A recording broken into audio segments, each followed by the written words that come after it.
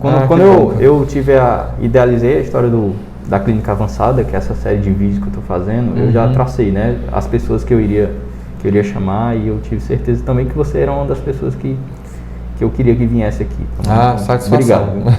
Então, para quem não conhece, professor Jean Douglas Moura dos Santos, se formou na Universidade Estadual do Piauí, tem mestrado em Engenharia Biomédica pela Univap, é especialista em fisioterapia do sistema músculo-esquelético, já é professor da UESP, possui experiência na área de fisioterapia, com ênfase em terapia manual, traumato, ortopedia e desportiva. Esqueci alguma coisa? O currículo é muito grande, eu só fiz resumir. É quase um trader aí, um iniciante trader. Eu sei. Então, me diz uma coisa, Jean. Hoje a gente vai falar sobre lombalgia no atleta. Ok. Quem tu acredita que tem mais propensão para ter dor lombar? O atleta profissional ou aquele amador? E por quê? Cara, dor lombar qualquer um pode ter. Então não tem... eu acredito que não tem uma... É a mesma coisa você fazer a comparação de quem for sedentário e quem não é sedentário, né? Eu acredito que, assim, o corpo humano, ele é complexo, ele é caótico e qualquer um pode ter digamos, um ponto de desequilíbrio dentro de várias variáveis que a gente tem e que a gente está vivo. Então a gente está sob efeito de gravidade, a gente está sob efeito de estresse, alimentação, situações financeiras de trabalho, relacionamentos. Então, ou seja, quando alguma dessas variáveis, que faz parte da natureza humana, deixa eu bater aqui o negócio, que faz parte da natureza humana, e que de repente alguma dessas variáveis ela entre em desarmonia com as outras que existem no nosso corpo, então a pessoa pode ter dor. Então, assim, em consultório tem gente que faz atividade física, né, que é atleta profissional, né, e que aparece com queixo, né, algum histórico de dor lombar, como tem gente que não faz atividade nenhuma, ou que começou a correr agora e começou a sentir. Então é muito relativo isso, então não existe uma regra, né? Essa regra em relação, tipo assim, fazer atividade física ou ser atleta, você está livre de dor. Se fosse por isso, a gente não teria atleta em consultório, né? Não, eu digo assim, em relação de fato, a sobrecarga no atleta, né, que vive daquilo, ser maior em relação ao aquele amador, sabe? A minha pergunta era mais... mas assim, tudo depende da questão da adaptação. Lógico, o cara, por exemplo, eu querer ser um atleta, sei lá, eu querer ser um ginástico olímpico, por exemplo, o powerlift, vamos pegar o powerlift, ou um ginasta, por exemplo, da noite para o dia, eu tenho que ter um processo de adaptação. Então, acho que quando o corpo ele consegue ser bem adaptado, ele consegue passar por um processo evolutivo e adaptativo, né, dentro daquela metodologia de treino, da atividade, né, que a pessoa está executando para ser atleta, eu acho que as queixas não vão vir, entendeu? Mas é muito relativo isso, porque a gente não existe uma regra, né? Tem variáveis, então a gente está vivo, a gente está sob influência de um monte de fatores que pode promover lesão e dor, né? Não existe uma fórmula, uma resolução simples para um problema complexo, né? E o corpo humano é um troço bem complexo. A gente tenta encontrar uma lógica dentro de uma coisa que é um caos, entendeu? Então, essa lógica é a gente tentar dizer, você teve aquela dor por conta de uma alteração no teu estômago. Você tem aquela dor porque você está obeso. Você tem aquela dor porque você, sei lá, treinou além da conta durante a semana. Então, a gente tenta dar uma justificativa. Né? Nem sempre bate. Talvez a gente dá até essa justificativa meio que para conformar, digamos assim, o atleta, o paciente, mesmo, né? E a gente também tem uma lógica de raciocínio, fazer aquilo como estratégia de intervenção também. Né? Jean, tu acredita que existe alguma modalidade esportiva que é mais propensa de você ter problema lombalgia? Não, cara, não. Por exemplo, eu atendo muito corredor aqui. Essa é a minha experiência de corredor, que tem muito, mas assim, na tua experiência clínica, dentro de consultório, o que eu vejo assim, não tem uma modalidade preferencial. Como eu faço um trabalho voluntário com o pessoal do atletismo, então, digamos que as lombalgias que chegam lá é a galera do atletismo, né? Talvez se eu estivesse trabalhando com o pessoal do ciclismo, talvez a demanda maior fosse os ciclistas. Então, assim, eu não vejo uma modalidade específica para gerar né, algum tipo de queixa. Talvez essa questão do corredor, porque aí entra a questão das variáveis que a gente comentou anteriormente, né? Então, às vezes o corredor, ele é um corredor nato, que começou a sentir dor, mas às vezes é aquele corredor que tipo, cara, eu tô afim agora de entrar no clube de corrida, né? Sim. Vestir aquela camisa, sei lá, colorida tal, e entrar na galera lá, porque, sei lá, minha namorada tá fazendo também, né? Eu tô vendo que meus amigos, todo mundo tá indo nessa mesma linha, e eu quero virar um atleta também em corrida, né? E começa a fazer esse tipo de atividade, só que não tem o preparo, não tem todo aquele condicionamento necessário para você correr bem, além das outras variáveis, calçado, tempo de treino, entendeu? Descanso, carga, né? Carga, ou seja, terreno que treina, né? Então, eu não tenho, assim, dentro de console eu não tenho, eu tenho os atletas, né? Eu tenho o pessoal do atletismo, mas, assim, modalidade que mais predispõe a situações de dor lombar, não tem. Assim, dentro da área da fisioterapia, a gente tem muitas formas de tratar uma pessoa, né? Como a gente até mesmo já estava falando, né? Tem cinesioterapia, exercício, enfim, acupuntura, microfisioterapia, osteopatia. Qual é a forma que tu gosta de tratar? Por que tu acha que dessa forma... Meu carro-chefe é o tecido conjuntivo. Então, ou seja, eu vou na linha da fáscia, entendeu? Então, eu sigo... na verdade, digamos assim, se a gente fosse dar o nome de cursos aqui, ou de formações, que talvez assim, 80-90% dos meus atendimentos esteco, né, o método esteco, Barral, uso alguma coisa do Barral, Busquet, e sigo também um pouquinho na parte de exercícios, a parte da Shirley Sarman, né, que eu fiz o curso com o Pablo Marinho, o curso chamado Kinetic Control, que era sobre da questão da ativação, com a ativação muscular. Então assim, mas o foco mesmo é fáscia, né, tecido conjuntivo.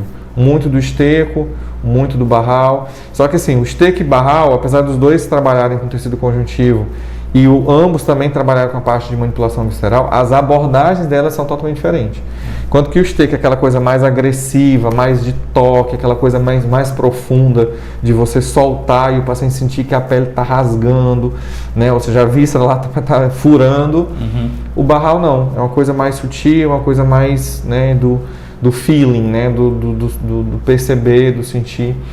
E aí o momento que eu faço um ou com o outro depende muito de cada paciente. Então, o paciente está mais sensível, assim, a gente vai num toque mais suave. O paciente que dá para você entrar mais com a mão, eu prefiro entrar um pouco mais, para soltar.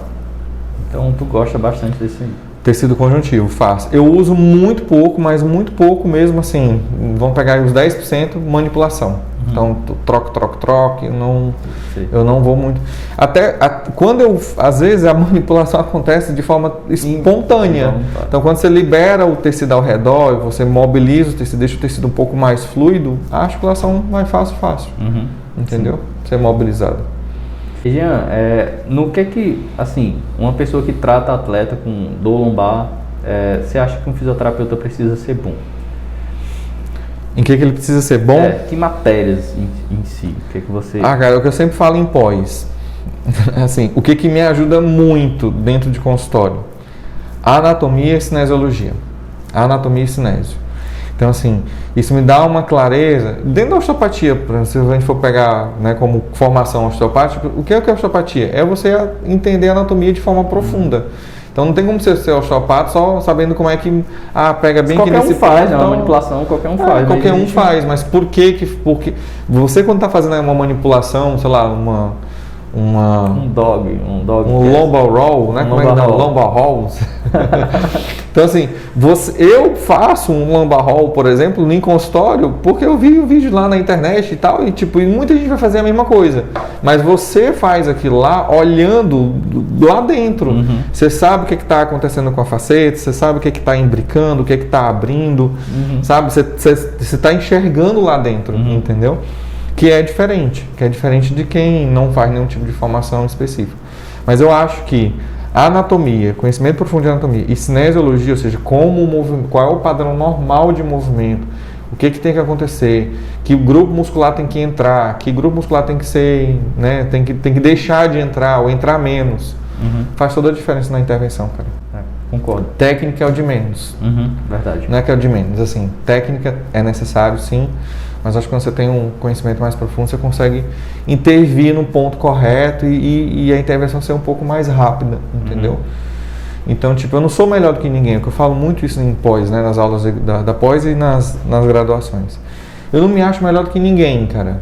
Então, tipo, o fato de alguns pacientes chegarem no consultório, todos os pacientes que chegam no consultório, todos têm plano de saúde. Todos os pacientes que chegam em você, muito provavelmente devem ter plano de saúde. E por que eles procuram a gente? Em alguma coisa. Por que eles porque eu sou bonito? Isso com certeza não é, né? É porque eu sou 17 anos formado? Não é. É porque eu fui para as Olimpíadas? Também não é. Porque eu tenho mestrado, doutorado? Não resolve de nada, mestrado, doutorado. Para aquele caso específico. O cara está se vendo de dor. Então, ou seja, por que ele vem? Eu acredito, não sei, eu acredito que é porque eu consigo resolver, sei lá, 10 sessões em 2, né? Ou, sei lá, 10 sessões em 1, né? Mas não no sentido de encurtar na intenção de o paciente tem alta, beleza, resolvi o caso do paciente em um atendimento. Mas tirar ele da crise, que é principalmente a crise álgica, né, que ele tem, ou a limitação que ele tem, em poucos atendimentos, né? E isso, sim, para eu ter esse resultado um pouco mais efetivo, eu precisei da anatomia e da cinesiologia de forma profunda, porque senão não resolve. Verdade. Né? Mais do que necessariamente técnica terapêutica, né, ferramenta. E técnica é o que eu falo também assim nas aulas. Eu na graduação, quando eu dava a parte prática, isso quando eu estava na época eu dava aula de traumato prática com o pessoal da Nova FAP, com o pessoal do CEUT, chegou um ponto da minha vida acadêmica, docente, que eu deixei de dar técnicas novas. Então, por exemplo, eu fiz o curso do Soyer, que é uma técnica de manipulação articular. É uma das técnicas articulares que eu tenho. E aí, a técnica do Soyer, por exemplo, para fazer uma depressão na cabeça humeral, você tem lá um posicionamento da mão, você faz de uma forma bem sutil, bem suave, né? E aí teve um dia lá com uma aluna que tem uma paciente que estava com bursite, eu fiz lá a técnica nessa paciente, mostrei para ela como é que ela deveria fazer, enquanto que eu ia para uma outra sala pegar um outro grupo de alunos para poder acompanhar lá um outro caso. Quando eu voltei para ver essa paciente, porque a menina estava atendendo lá essa senhora, a menina já estava ou seja, uma pegada totalmente diferente daquilo que eu tinha falado. Quer saber de uma coisa? O que o aluno de graduação precisa? O básico. E o que as pessoas precisam, no caso, os recém-formados precisam? É o básico, cara. Tem aluno que você pergunta, tipo, faz bem um alongamento do quadríceps. Tem muita gente que vai botar o paciente deitado e vai dobrar o joelho. Isso alonga o quadríceps? Até de certo modo estira. Mas se a pessoa, sei lá, se for uma vozinha que tem artrose no joelho, que mal consegue dobrar o joelho 90 graus. Deitar de barriga para baixo. Deitar de barriga para baixo. Vai conseguir fazer alongar quadríceps? Não.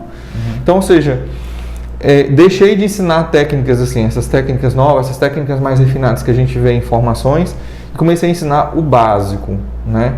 Que é o que, infelizmente, muita gente não tem isso. Porque chega no estágio, eu acho que existe um gap muito grande, desde da cinesioterapia até o estágio. Mas tem as disciplinas clínicas, né, nesse meio tempo. Mas eu acho que a prática talvez seja insuficiente, ou tempo insuficiente, ou mesmo o aluno, sei lá, ele decorou no primeiro momento lá para poder passar na cinesioterapia, e quando chega lá no estágio ele tem que aplicar aquilo que ele decorou, né? E esqueceu ao longo desse tempo, entendeu? Então é isso, eu acho que o aluno precisa do básico, a gente precisa de técnicas mirabolantes não. Cara, o que eu faço dentro do consultório, eu acredito que você deve fazer a mesma coisa também. Eu não tenho a formação completa de osteopatia. Eu comecei a osteopatia do Dominique Lipens, né, ele é belga, não, esqueci a formação dele, mas foi o professor Zés que trouxe na época. Eu acho que ele é belga mesmo. Eu não sei se ele é belga, não sei. Dominique Lipens, eu fiz digamos que a osteopatia, aquela, né, o módulo na primeira fase da osteopatia, eu fiz um pouco mais da metade da pós-osteopatia. Então, tipo assim, eu sou 2/3 osteopata, não sou osteopata completo. Mas tem muita coisa dentro de consultório que eu não preciso fazer, não preciso de coisa da osteopatia. Lógico, o raciocínio da osteopatia ajudou, o que eu aprendi lá ajuda. Mas tem muita coisa que eu faço um alongamento básico, sabe? Que quem estiver assistindo aqui, que for que é fisioterapeuta, sabe que tipo fazer um alongamento lá com o que a gente vê no livro do Kisner, né? De exercícios terapêuticos, já funciona, entendeu? Então, e aquela coisa, eu não me vendo como um cara que faz manipulação visceral, eu não me vendo um cara que é osteopata. Apesar de ter o Barral, né? Mas eu não me vendo como eu me vendo como fisioterapeuta. Sim. E o paciente vai chegar no consultório e eu uso o Barral uma ferramenta. Beleza, eu puxo a ferramenta do Barral.